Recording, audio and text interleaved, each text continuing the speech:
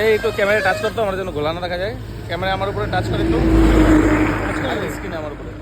এবার ক্লিয়ার আসতেছে? হ্যাঁ। তো খড়িবাড়ি হচ্ছে যে জায়গাটা নিয়ে তোমরা হচ্ছে অনেক ভিডিও দেখেছো, দারুণ জায়গা, ভীষণ ভালো জায়গা আর কি, ভীষণ সুন্দর জায়গা। এই যে পেছনে যে জল দেখতে পাচ্ছ, এই জল দেখেই মানুষ বলে ভীষণ ভালো জায়গা।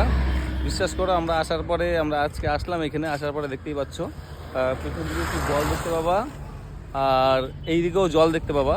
তো খড়িবাড়ি হিসাবে অনেকে দারুণ দারুণ ভিডিও দিয়ে বলে দারুণ, খুব ভালো জায়গায়, কলকাতার খুব কাছে, খুব সুন্দর জায়গায় এসে ঘুরে যাও।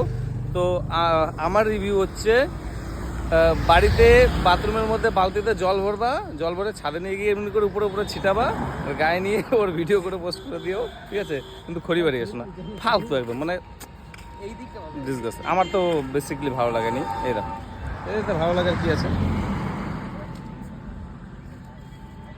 মানে একটা ঠিকঠাক করে খাবার পাওয়া যাচ্ছে না। জল অনেক আছে সেটা মানছি, ঠিক আছে, অনেক জল আছে এই দেখতে পাচ্ছ, বাট এই রাস্তার সাইডে যদি জলের ভিতর দিয়ে যে রাস্তা আছে সেই সব জায়গায় যদি ঘোরা যেত তাহলে আলাদা ব্যাপার, একটা অন্যরকম মজা হতো। But guys I don't like, মানে আমার ভালো লাগেনি বেসিক্যালি। এই দেখো কি আছে, এই রাস্তার উপর গাড়ি দেখে এই হচ্ছে ঘোরার জায়গা, তাছাড়া কিছু খড়িবাড়িতে আর কিছু নেই।